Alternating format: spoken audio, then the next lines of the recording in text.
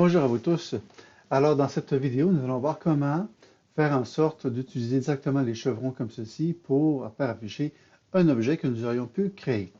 Alors, bien sûr, par défaut, ce n'est pas accepté. Il va donc falloir ajouter une surcharge d'opérateur plus petit pour nous permettre justement d'utiliser l'objet chrono dans ce cas-ci.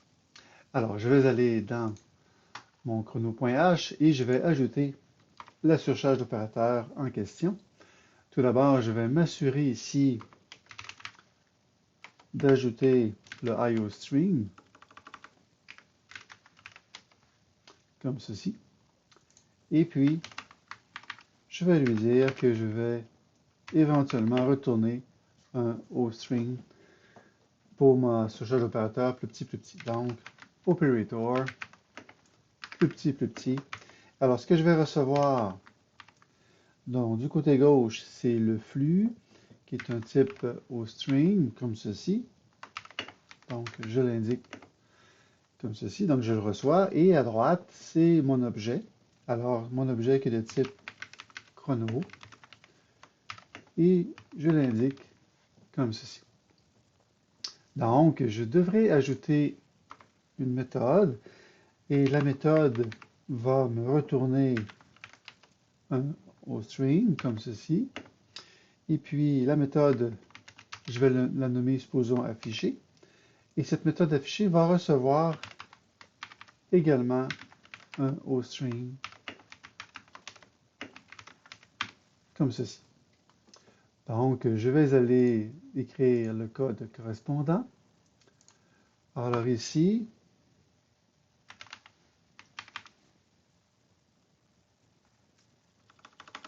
donc je vais simplement m'assurer, non c'est correct, donc ici je vais pouvoir utiliser exactement le flux comme ceci. Alors moi je vais afficher le chrono, donc le temps, donc nous avons dans ce cas-ci les minutes. Oui. Nous allons afficher le 2 points.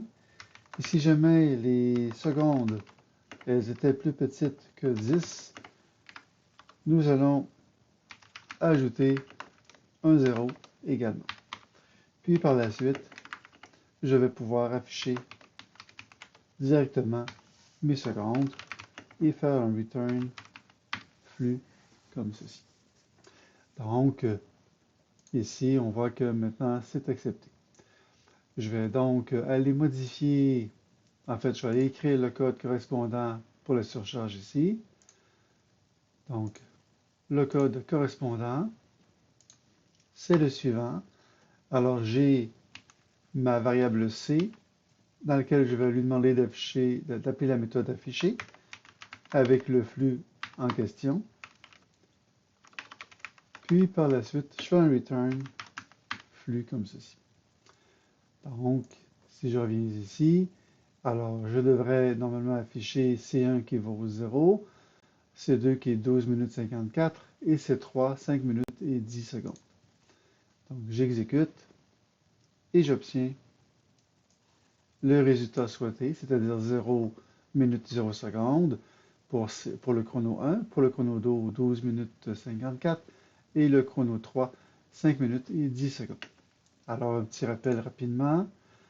Alors, ce que j'ai fait, j'ai ajouté la surcharge d'opérateur plus petit. À ceci, j'ai ajouté la méthode affichée.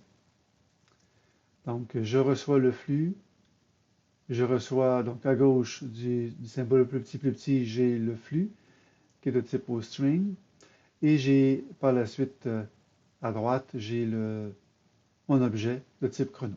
Alors, je fais la même chose pour ce qui concerne la méthode affichée. Donc, je vais recevoir le flux et je vais donc pouvoir afficher l'information comme ceci.